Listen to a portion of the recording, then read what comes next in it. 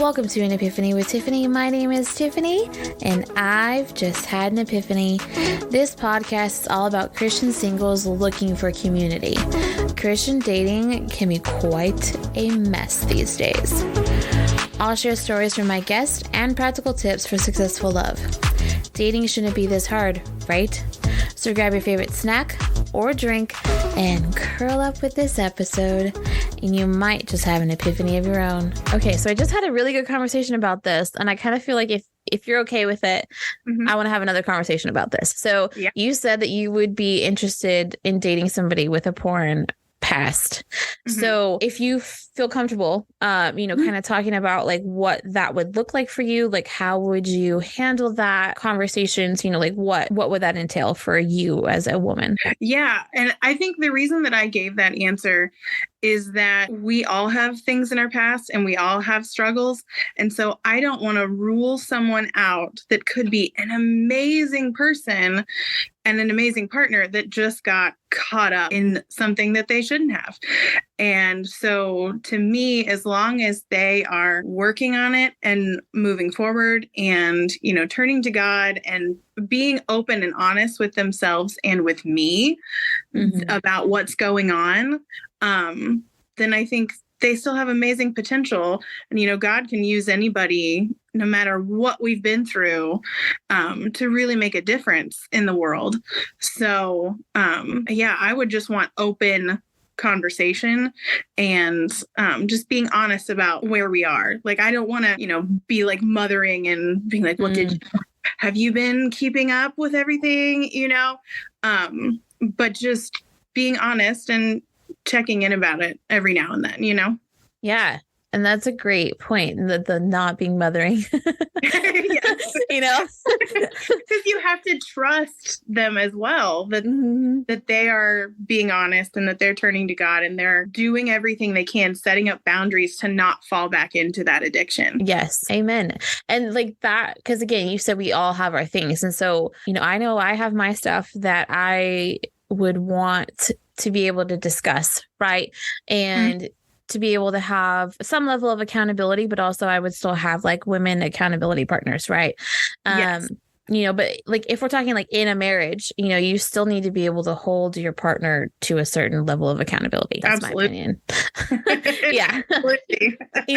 And so like I feel like that is one of the best parts of being in a marriage relationship is like being able to walk that path together, with whatever the struggles are. And because at any point, you don't know who you're going to come across that your testimony could speak to. Yes. Well, and I feel like the whole point of marriage is that's someone that is going to know you better than anybody else on this planet. And you're supposed to push each other and help each other grow. And you also do see when if you're having a good, solid relationship, you see when that person is struggling and starting to go back into unhealthy patterns. And, it's supposed to mirror our relationship with God, and that, God pushes us to be better and to grow and to get past things. And I think marriage is supposed to do a lot of the same. Yeah, I would agree. Yeah. Amen. Yeah. That's the goal anyways. Yes. Yeah. Obviously that is the goal. That doesn't always happen because we're all human, but I even think that there's some aspects of like even relationships as far as friendships that because we are the body, right? Like, so we're supposed to be representing Christ's love in all of that. Right. So I feel like I try and do, that with even my girlfriends, like how am I going to be honoring these girlfriend friendships, and like, what does that look like with that? But then also how can I translate that into possibly a future, like relationship with my husband? Yes, absolutely. I've told many people that my best friend and I's relationship has taught both of us so much more about marriage than we thought it would ever teach us because of just how polar opposite we are, but also similar enough that, we make it work. But it's just this beautiful testimony of forgiveness, grace, and all those things that you are going to need in a future marriage. Yes. My best friend and I are the same way. Oh, really? We've gotten to a place that we know that there's safety there, and that we love and care enough about each other to tell the truth and to tell it with love, that even when it's gonna hurt or it's gonna be convicting, it's like, okay, but yeah, I know it's safe if it's coming from you. And and so I'm like, that's what I want in marriage is that kind of love and safety that I have with my best friend. Yeah, exactly. And we hear that you want to marry your best friend, right? Which is accurate though, like, because you want that same level of, I mean, there's different levels of intimacy, but you want that same level of friendship, level of intimacy with your future spouse. At least that's what I want. Yeah. You want someone that's going to choose you no matter what they find out about you. Yes. Yes. Exactly. Like we literally just told that to each other like a couple weeks ago. I was like, I'm so happy you chose me. And she was like, I'm happy you chose me too. Absolutely. And how lucky are we that we have those friendships while we're waiting on marriage? Not that we want to get rid of those friendships when we have marriage, but I think some of it is God kind of blesses you with people that are not only friends, but become your chosen family and just really help you through life. Yep. She and I have been friends for going on 16 years. And so it's like, that's a whole child's life right there, of things. Yeah. Yeah, my friend, I met her when I was 6 years old. So I'm 33 now. So we've got a pretty strong friendship, seen all the different stages of life. Yep. Same. And I'm just like, wow, it's crazy. She's seen the breakups I've gone through. I've seen the breakups she's gone through. And it's just like, okay, and then just different. And that's not just like romantic breakups. I mean, like friend breakups too. You know what I mean? Like, just to be able to kind of stick it out. We did have like a small period of time where we were not on point with each other, but it's okay. Again, that's what grace, grace and forgiveness came in. And now we're just like, you're stuck with me no matter what. So your future person better figure it out because I ain't going anywhere.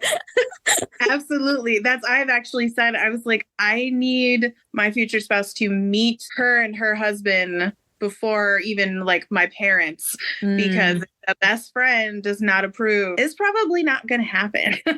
Yep. Agreed. My bestie just started dating somebody and I'm like, he's lucky he approves. I remember that. He's lucky I approve. But it's so funny. He asked us like recently, he's like, do I need to be worried like about our relationship? And I was like, nope. If you're okay with it, then we're fine. If you are not okay with it, then we're not fine. Yeah, exactly. Then we need to have a discussion. Yeah. Be worried. Yeah, exactly. I'm like, do I need to be worried? But he's also like a mutual friend. So he's been around for a while, so I'm not really worried about him. But it's just funny. I'm just like, you've known me as long as you've known her. Granted, you're closer to her than you are to me, but I've been around. Like, this isn't anything new. So I don't know why you're worried. Yeah. That's so funny. Yeah, like, dude, you have something to worry about because you hurt her. I'm going to hurt you. But absolutely. You don't have anything to worry about. Yeah. Other than that, just don't screw up and then we'll be fine. But anyway, that's so cool that that's how your bestie is too. So that's exciting. Yes.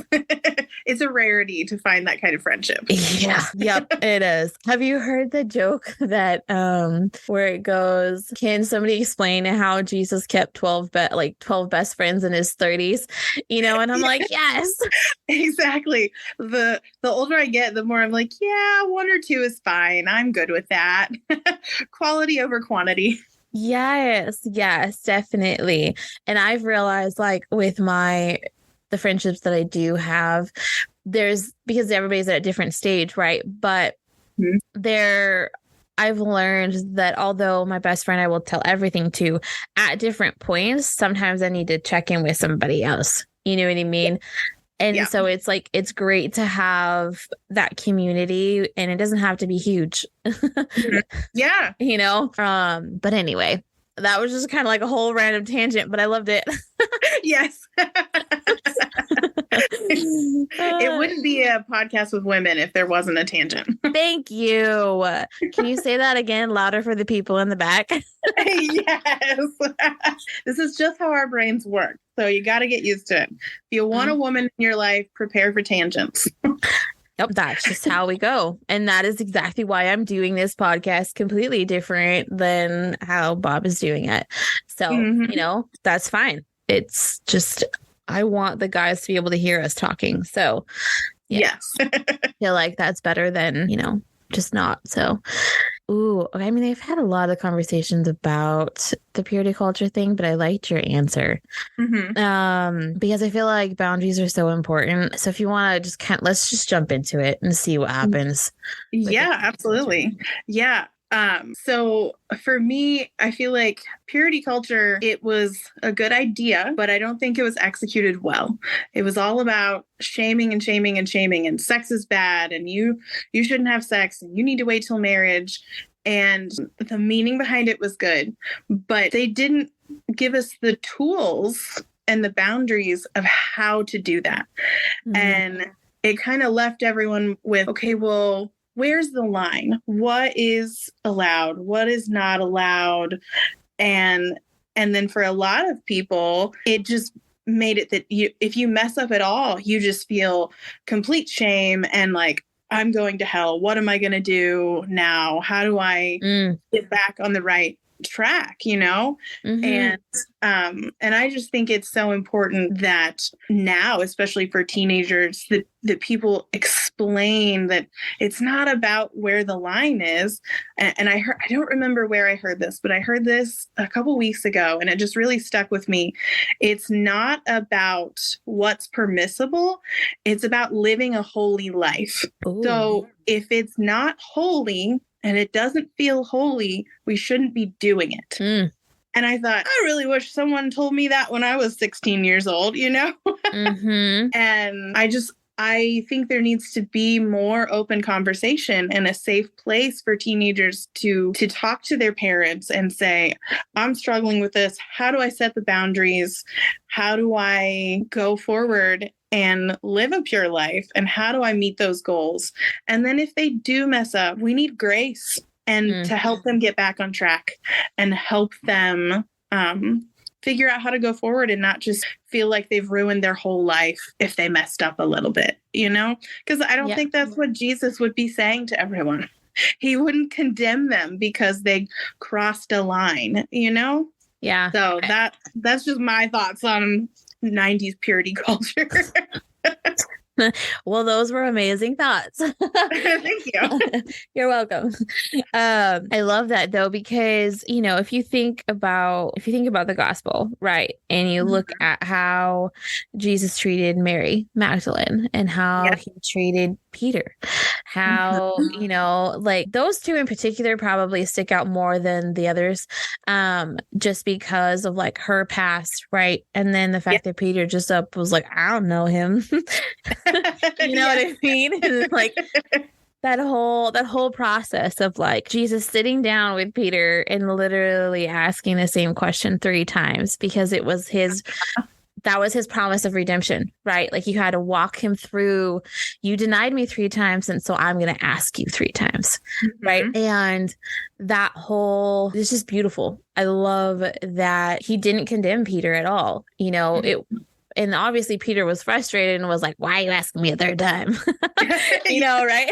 Paraphrasing people. But you know what I mean? But the beauty, it's just so beautiful to look at it from that perspective and just see what Jesus was really doing, you know, and showing Peter that, yes, you literally denied me 3 times after you promised that you wouldn't, but I'm going to step by step bring you back to this because we as in the Trinity, right? I was going to say God the Father and him, you know, obviously the Holy Spirit too, but they had a plan for Peter's life, and you know, he couldn't have gotten to that place and done everything that he did without Jesus sitting him down by the fire and having a conversation and, you know, asking, do you love me? And just like, that's such a simple question, but it has such weight to it. So that was just a random tangent. That's the theme. That's the theme of the podcast. It's fine. It is. But it was so funny because I'm like, I don't even know where I'm going with this point, but I'm like, God, just bring it out. So yeah. But anyway, I love the way that is represented. And as far as like when you're looking at purity culture or people's pasts and stuff like that, it's like if we are actually believing what we're saying, then why aren't we doing the same things for these other people, like believers, like, brothers and sisters, because that's really what it is. Yes, obviously we want a husband, but he's still your brother in Christ before anything else. So why can't you treat him that way? Yeah. Absolutely. I'll get off the soapbox on that one. Sometimes the soapbox is needed.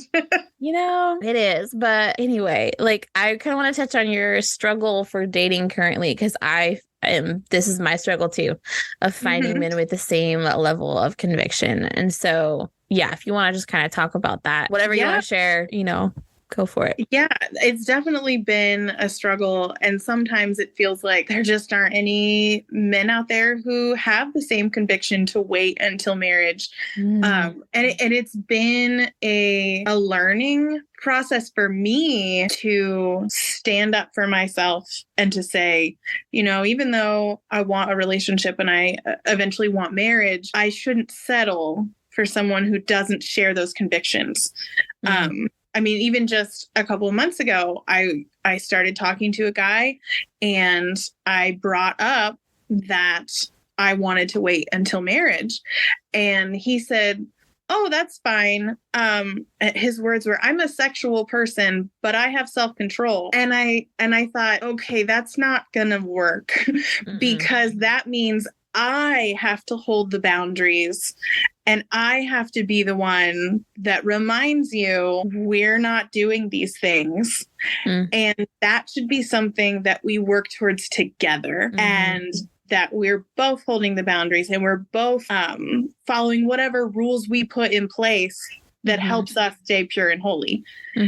And so that's just been a really tough thing because it's not just, you think it's just going to be non-Christians who are that way, but it's not. There's a lot of Christian men that aren't walking that way. And that's not dissing Christian men. I'm sure there are lots of Christian women not walking that way as well. But for me, it's just so important that I find someone who shares that same conviction. And, I love my life as it is. And I've said, I don't want to disrupt that until I find someone that makes my life better. So there's no settling. I want someone who is, running after God as hard as I am and cares about these things. And until then, I'll stay single. Yeah. Amen. If I have to have, I'm going to, but if I have to have the conversation about waiting like too many more times, I'm going to lose my mind. Yes. It's so disappointing because you'll be like, oh, this is a Christian man. And then I even had a conversation recently with a guy that he was like, oh, I'll wait till marriage. But then started being like, but we can do this, this, this, and this. And it was like, no, we can't. I'm not trying to like dip my toe in the water or get as close to the line as I can. That's playing with fire and you're going to get burnt. So I was like, this is not going to work. I'm running away really fast.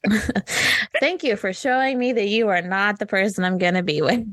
Yeah, exactly. Like, that's a nope. Yep. On to the next one. Yeah. It's so interesting to me, like how sometimes it'll be something as serious as like that. Or it'll be something that most people would be like, that's an issue for you. And I'm like, yeah, it is an issue for me. You know what I mean? And it's just so, there's just such a spectrum there. And it's so weird how God can be like, just kidding. Like, he's still not your person. You know what I mean? Yes. But you had to get to this conversation to figure that one out. Yes. Well, and God's had me on a journey of like, not trying to be picky, but be open-minded because you really just never know who it's going to be. And because I feel like a guy's going to walk in and God's going to be like, yeah, that's your person. I'm like, you're funny. What are you talking about? And then God's going to be like, no, this is not necessarily what you want, but this is what you need. Mm-hmm. And so I'm more open-minded, but there are times that I go, okay, is this me being picky or is this me just knowing who I am and saying, this is not compatible for me long term? Exactly. Yeah. I was telling some of the other women so far, like I have been able to look back at like my 22-year-old self and 20 to 22-year-old self and be like, yeah, no, that guy that I was into back then and like all these things, nope, he would not be it. Yeah. You know what I mean? Because me now is not, I mean, I am the same, but you know what I mean? Like I've grown so much more that I'm not the same person that I was freaking 11 years ago, you know? And so it's like, absolutely, God knew what he was doing by getting involved in that situation. Yes. You know, because I've had a lot of almosts that they were just almost what I needed, but they weren't. And so it's just not going to work. Yep. I've been there too. I have had way too many situationships to count. It's just like, which just makes it sound crazy, but it's not because I'm working it out, right? I feel like that's what dating is nowadays. There's so many of those, and it's hard to avoid, especially when you get to the point you're in your 30s. You've had a lot of those, and you've found out a lot of what you don't want or what definitely will not work for you. It's very hard to find the ones that will. Yep. Agreed. Amen, sister. Like I'm just like, hey, Lord, can the next one be the last that I have to have all these random conversations with? Like, please. Oh, yes. Yeah. But I mean, at the same time, like I will have some of the same conversations, obviously not all of them, but some of the same conversations with like potential friends. You know what I mean? Yeah. And so I guess I kind of have to remind myself that just because I might be interested in this guy and we're having this conversation doesn't mean it's going to go anywhere past the friendship level. Yes. It's true. So anyway, but the struggle of like finding somebody that's on the same line with, especially waiting for marriage, I feel like that one is probably top at this current moment in my life, but there's some others too. And it's just kind of like, okay, the I don't want to say pile of men, but the men options are getting even smaller, and it's just, I'll just keep waiting, Lord. Yep. Absolutely. Oh man. But I love the 824 group and like the ability to have some of these conversations with random internet stranger guys, but it's still nice to get a different perspective sometimes. And it is, and there's such a vast differences among the guys that are in that group. That is so true. I feel like it's a good representation of men as a whole. Yeah. Yeah. I love when the posts come in. So guys, I'm like, oh, what's this one going to be about? I always click so that I can get notifications on that because I want to know what they have to say. And it's so interesting to see all of the different perspectives that come in. Because I think in our minds, it's really easy to think, oh, all guys think the same, but they really don't. It's the same way as women. We're all different. We have our own unique personalities and perspectives. And so it's really cool with that group to just hear those perspectives and see that you have the outgoing guys and you have the shy guys and, the jocks and the nerds and, and whatever. And, people from all over the country and a little bit the world. It's just a really cool group that you just get to see things that you wouldn't normally see in your day-to-day life. Yep. And I think the community aspect of it, like, while there's obviously disagreements because that's just life, but like the community aspect of it is so beneficial because I've noticed, and you can touch on this if you have any experience with it, but like I've noticed that a lot of churches just do not put the effort in with singles, and so we're all looking for some level of community. And if we can't find it at our church, like what option do we have? You know what I mean? And so I don't know if you have any experience with that with like your personal church or just in general. Yeah.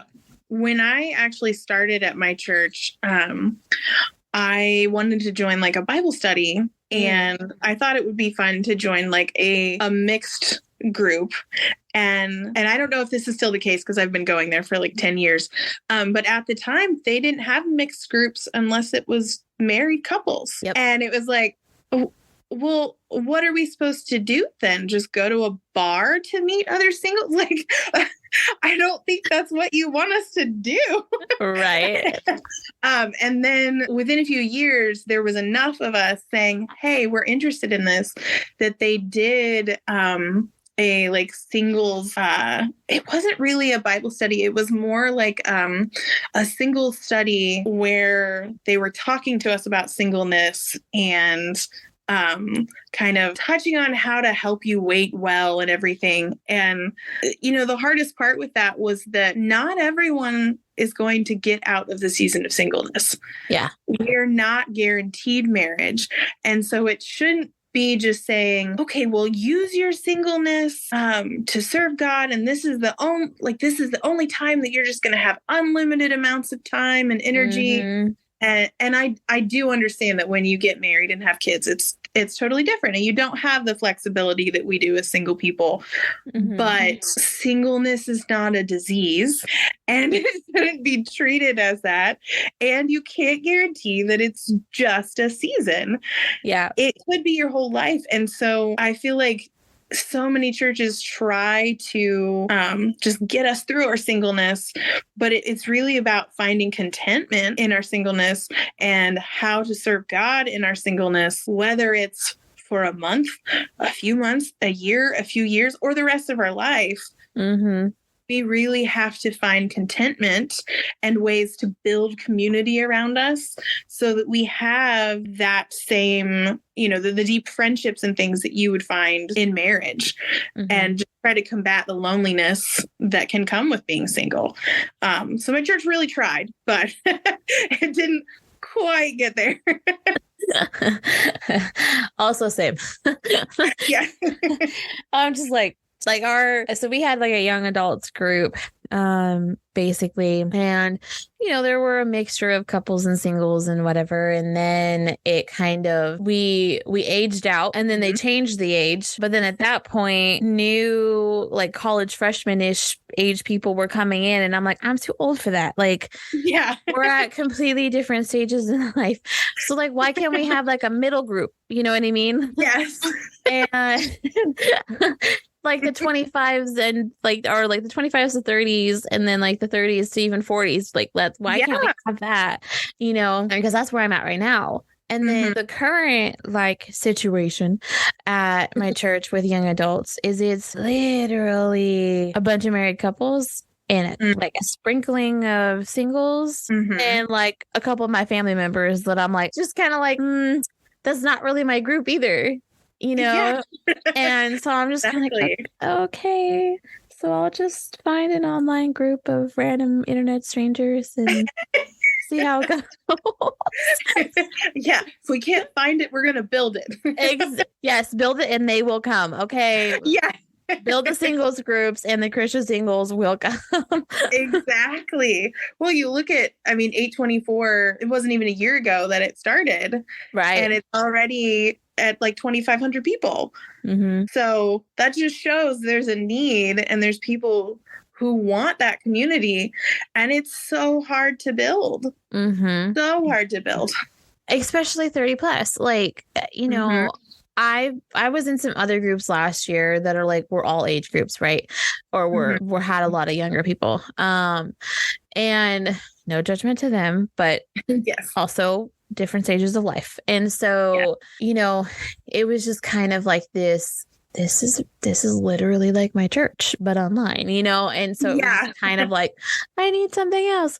But I got to this point where I was just like so overwhelmed with like all these groups and stuff that I'm like, I'm not being in any.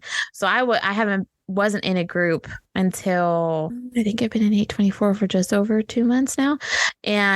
But from like January till like July-ish. Like I wasn't, I was like, I don't want to do anything. I had my girl group and that was it. You know? And then ever since I got into A24, I wasn't in it before, but got into A24. I'm like, yeah, see, this is the community I needed before. Yeah. I've only been in it since I think the beginning of August. Oh, okay. So you're new. Yeah. And I like instantly was like, yes, these are my people. I like this a lot. I love that you're new and you jumped in on this journey with me. That's exciting. Well, I saw your post about this and I was like, oh, yeah, that's a thing that I normally wouldn't do. And God's going to make me do it. Okay, well. And so then I messaged my best friend and you know, in the back of my mind, I was like, I know what she's going to say. She's going to say I have to do this, but maybe she'll tell me I don't have to. And then I texted her and immediately in all caps, do it. I was like, okay, God has said it. The best friend has said it. We're going to do it. We're doing it. Well, I'm so happy you're doing it. I am enjoying it. I was like so nervous. I'm like, I know I'm in a group of like 2,500 plus people and most of them are women, but I feel like we're not going to make this happen. And then all of a sudden the comments started happening and I'm like, what did I do? Yeah. You're like, I could have about 2,000 of these podcasts. Yeah. I'm all like, we might end up doing more than 100. I don't know. We'll see. I mean, I'm not at 100 yet, but you know, I still need about 20-ish women, but I feel like 80 women, that happened like so fast. 24 is 30 and up. Like the majority of us are in our 30s and 40s that are going to do this. And so I'm kind of like, I need to find some ladies in their 20s. Yeah. Get another perspective. Yeah. Just have a slightly younger perspective. And so I'm kind of like, okay, who can I bug that are younger? But it's also awesome that you're going to have so many women interviewed that are in their 30s because I feel like we are a demographic that gets overlooked a lot. Yes. Because, you know, per society, once you're in your 30s, you should be married or you should have like this amazing successful career or you should have both. And if you don't have one of those and if you're not just killing it at life, society just kind of deems you not worthy, which we know is not true. And we know that we have value and we have opinions that are worth something. But people just need to take the time to listen. Girl, you get on that soapbox. I will. Oh, seriously, though. It's like, I am excited about that aspect of it. I just feel like it's a little bit fair to have, you know, some ladies in their 20s. I interviewed one of my friends last night and she is 28. So that's nice, but she's still closer to 30. And I'm like, I need some young 20 somethings. Yes. Like I should start praying about them and just let God bring me who he wants. But, you know, we'll see. I won't complain if I end up with, you know, everybody over 30. Because again, I agree. We are a little bit overlooked. Well, and I feel like if it comes down to it, that's what you end up with, then that's obviously what God wanted you to do. Yeah, exactly. You're like, I tried to find people in their 20s and all I got was women in their 30s. Yep. I mean, you know, I won't complain about it. Definitely won't. It'll be nice to have another 100 or 99 because I may or may not interview myself. We'll see. And, you know, new friendships because I just feel like I'm going to learn so much from these conversations. So I'm excited about that. Definitely. Because you're going to have 100 new perspectives on all of these same questions, which is so cool. I'm excited to see what the pie charts look like at the end. Yes. You know, and just to see like these different questions, you know, the how important it is to you, blah, blah, blah, blah, right? Like to see what that looks like when it's done. Because so far it's really interesting to see. It's pretty split. And I'm like, I wasn't expecting it to be so split yet. So we'll see. Like really stuck out to me. Okay, yeah. There was a question about why do girls use filters and angles and everything? First of all, I want to say to that man, I don't know who hurt you, but I'm sorry. Because it was a very aggressive way that he went about that question. And I do want to say that that's not all women, that there are those of us that don't use filters and that don't do extreme angles to like contour our bodies or our faces. But also, if this is coming from online dating, you're supposed to be putting your best foot forward. Do you want me to take a picture when I've just gotten out of bed? Like, with my hair sticking everywhere, haven't brushed my teeth. You know, you will see that eventually, but that's not going to be my profile picture on an online dating site. Exactly. So, I would say, you know, we're going to choose pictures that make us look good. But at least for me, I'm not choosing pictures that don't represent what I actually look like. I'm not someone who cakes on makeup. So there are girls out there that don't do that. And also the ones who do, a lot of it comes from insecurities and hurts that they've had. And so instead of judging them, why don't you love on them and make them feel beautiful and feel worth? And, you know, the same should be for guys. Guys deserve that same respect and love and kindness to them. So if we could all just, you know, love each other a little bit more and judge each other a little bit less, that would be really nice. Yes, seriously. I mean, I agree. I know when I saw that question come through, I was like, "Ooh, this is gonna spark some conversation." Yeah, the way you worded it, that why wouldn't you just have less dates and be real about the way you look? It was like, okay, well that's making a lot of assumptions about what would happen. So I just immediately like, I think there's a story behind that and maybe some hurt there or some things that need to be dealt with. Yeah, I mean, yep. I was just like, okay. I can't wait for some of my personal friends to read that question. Yeah, some women are going to get hot. I know, but I also feel like it's something important to talk about because there is a reason that we get hot about that particular line of questioning, you know, especially if we are women who don't do that, you know, and like I always have a full body photo. I always have at least one or two no makeup photos because I sometimes wear makeup, you know, but and I also have a picture because this is obviously not my natural hair color, you know, but I also have a picture of me on there with like my natural, even though I will probably never go back to.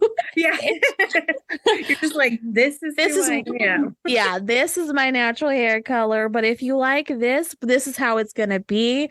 So you better like it because if you don't, then you're probably not my person.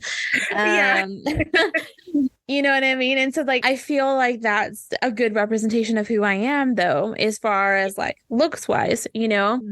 And I am that girl that will ask a guy like, hey, are you a no makeup guy or are you a guy who doesn't mind makeup? You know, because I'm not the girl. Well, I have, but I'm not the girl that normally wears like fake eyelashes. Nothing against that. If that's you, that's fine. Yeah.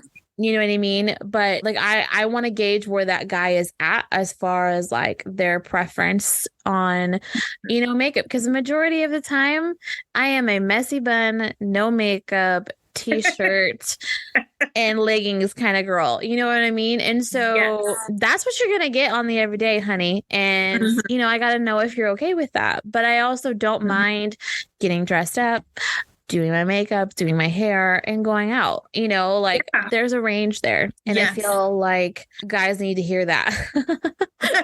They do. Well, and I think we put pictures out there where we look our best so that we feel our best to have confidence in these conversations with strangers on the internet. Yes. Also, that is very true. When you meet a new person, you don't typically go in sweatpants and a messy bun. Like you're going to put some effort and show them that you want to look nice when meeting them. And so to me, it's not really any different than how I would be in person when I meet you. Now, once I get to know you better, you're going to see my everyday look. I'm a nanny. I work with children. I am not wearing lots of makeup. I I always say I have my nanny clothes and my weekend clothes because nanny clothes can get ruined by children and all that they come with, all the messes. And then I have my nice clothes that makes me feel like a human being again on the weekend. Right. Yeah. So if you can't handle both, you probably can't handle me. Yep. Agreed. Have you seen, I think it got posted in the A24 multiple times, but did you see the meme that's like, if you can't handle me at my Judges, you don't get me at my Proverbs 31? Yes. And I'm like, it's the same thing. Yes. So good.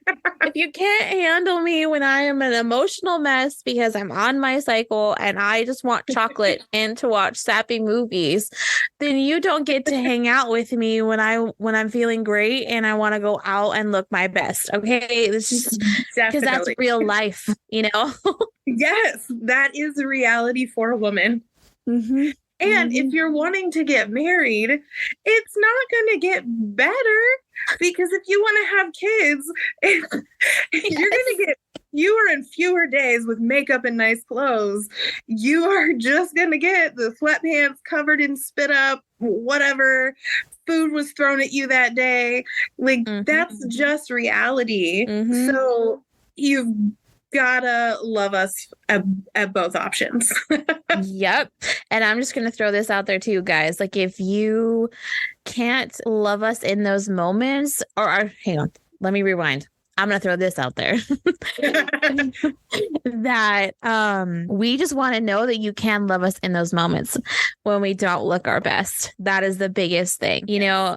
And we, especially on days where if we are a mom and, you know, we have all this going on and we know that you had a hard day at work, but will you just tell us we look beautiful? Like, that's not that hard.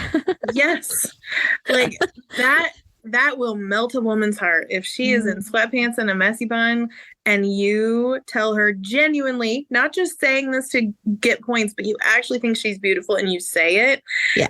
That is going to melt her heart, and that's going to be the biggest compliment and most meaningful compliment she's gotten that day, that week, that month, maybe even that year. Yeah. Yep. Like, that's what we want to hear. We want to be desired when we're wearing the stilettos and the makeup, and when we're in the sweatpants and need to brush our teeth. Like, exactly. Because let's be honest, we need to do a better job of telling men the same, whether they are dressed down or dressed up. It goes both ways. They need the compliments too. They do. I mean, statistically speaking, this is like my understanding of it. More guys are going to have the love language of words of affirmation, even if they don't realize it. Yes. And like, that is so important to also show love in that way to your man and just being like, damn, you look real good today. Yeah. You know what I mean? Like, my breath away in those basketball shorts. Heck yeah. I actually like side note, I actually like a guy in basketball shorts. So do I. I think that might be the new gray sweatpants. Oh, girl. Yes. I mean, don't get me wrong, I will still love the gray sweatpants forever. But now all the A24 guys need to take note. Be like, okay, so Tiffany and Nicole, sweatpants and basketball shorts. We know how to win them over. You know, and maybe an occasional clavicle picture. Occasional. Don't want to be scandalous. Don't want to be scandalous. Just an occasional one. And if you're not in the 824 group and you're listening to this, you should get into the 824 group so you can figure out what we mean by that. Yeah. I figured it out really fast after joining the group. Yup. You came in right in the midst of it all because you came in at the like still midsummer, right? And so like, yeah. It's been a thing. So I'm not mad about it though. I'm not mad about it. It didn't bother me one bit. But no judgment to the ladies that it bothered. Like I get it. Yes. We each have our levels of things, and I totally understand that. Just was not a problem for me personally. Yes. Oh man, good times. Yes. That if you can't laugh about life though, like What's the point? What's the point? What's the point? You have to be able to laugh about it. Like, not everything is so serious. And, that's another point to guys too. Like, not everything is so serious. For me personally, if you can't make me laugh, I'm probably not going to find you attractive. Absolutely. Yeah. The way to win my heart is to make me laugh. Mm-hmm. Yep. Obviously, we've been laughing a lot. Yeah. There just needs to be balance, Yeah. You need to have laughter and you need to have serious conversation with depth and vulnerability. Like, that's so important. But if you can't have laughter too, I just don't think you have a solid relationship, because there are so many moments in life where it's just so difficult and you just want to cry. And the most healing thing for you is laughter. Mm-hmm. So bring the dad jokes, make me laugh. I am all about it. Okay, anybody that's listening to this particular episode, find me on social media and send me all of your dad jokes, because I want to share them now. I actually started a Facebook chat group with some friends, and I call it Dad Jokes, and all we do is send dad jokes to each other. Oh, I need that in my life. That is awesome. I will add you to it. Okay. It's only a few of us, but it's fantastic. And it's good, clean jokes that are cheesy and just bring joy to the everyday. Yes, I need that in my life. Definitely. I will join that. That's awesome. Oh man, dad jokes are like seriously the best. When I was younger, I hated them, but now I'm like, yep, I need dad jokes in my life. Yes. I've always loved dad jokes. I think because my dad is the king of dad jokes. Oh yeah. So I grew up with that constant, and so I just love it. I mean, my dad is pretty good at dad jokes too, and it's just kind of like, okay. But sometimes it's like, come on, Dad. Yeah. Yeah. If you don't get a good eye roll, then it's not like super solid dad joke. Yes, that is very accurate. Hey, thanks for listening. I hope you've enjoyed the stories and the perspectives that were shared in this episode. Please share it with a friend whose dating life might need some help. Wink, wink. If you want to connect with me on social media, you can find me on Instagram, TikTok, and Twitter at An Epiphany with Tiff. I really hope to see you there. There are multiple ways that you can support my show. You can pray for me, rate, review, and share any episode that you love. Or you can even financially contribute by going to patreon.com/An Epiphany with Tiffany. Until next time, I'm Tiffany, and I hope you just had an epiphany. Inside